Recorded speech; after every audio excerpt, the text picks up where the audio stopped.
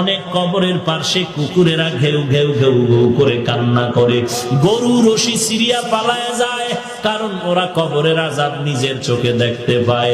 আল্লাহর নবী বলেন, আমি একদিন জান্নাতুল বাকির মধ্যে হাঁটতেছি আর দোয়া করতেছি, হঠাৎ করে গিয়া দেখি একটা কবরের মধ্যে আল্লাহ দেখায় দিলেন আযাব চলতেছে একটা যুবকের কবরে।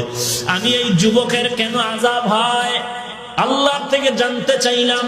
আল্লাহ বললেন, ও মায়ের সাথে বেয়াদবি করেছে। আমি নবী ঠিকানা নিয়ে আল্লাহর থেকে ওই যুবকের মা বেঁচে আছে কিনা সাহাবায়ে কেরাম দিয়ে খবর নিলাম। খবর নিয়ে দেখলাম তার মা এখনো বেঁচে আছে। আমি নবী ডাকিয়া পাঠাইলাম, ওই মহিলা খবর দিল আমি যাব না। আমি বললাম, বলে দাও তার সন্তানের কবরে আযাব হয় যেন মাফ করে দেয়। ওই মা বলে, না না, আমার সন্তানের আমি কখনো মাফ করব না। রাহমাতুল লিল আলামিন তাকে ডাকিয়া আনলেন, এরপরে বললেন, তোমার সন্তানের কবরে আযাব হয় মাফ করে দাও। বলে, না আমি মাফ করব না। নবীজি বললেন, তো আগুনে জ্বলবে, তুমি কি মেনে নাও? বলে, হ্যাঁ, আমার কোনো আফসোস নাই। কারণটা কি?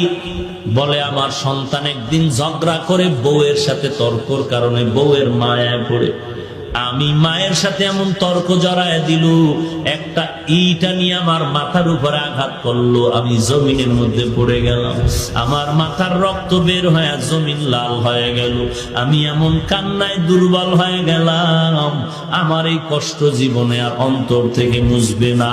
আমার সন্তানের কোনো ক্ষতি হোক এটাও আমার জানারও দরকার নাই। নবী তো রাহমাতুল লিল আলামিন।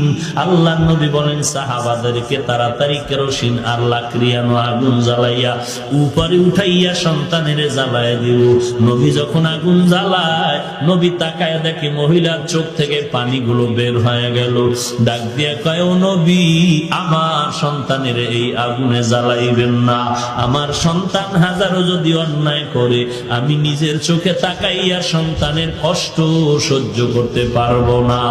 এর নবীর উম্মতের দল, আল্লাহর নবী বলেন, আল কবরু রাউযাতুম মির রিয়াজিল জান্নাহ আও হুফরাতুম মিন হুফারিন নার।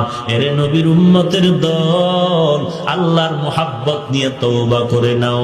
আল্লাহ তাআলা বলেন, কত বড় বড় বেঈমানকেও তো আমি আল্লাহ ক্ষমা করে